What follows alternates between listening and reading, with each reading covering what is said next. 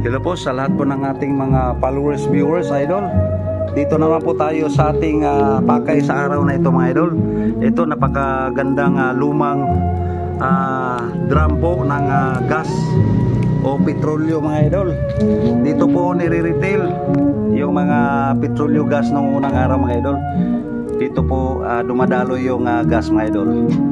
At nahuli po natin ito, mga idol, sa may lumang bahay na naman po na may tindahan, mga idol. Ito po, biro niyan, mga idol.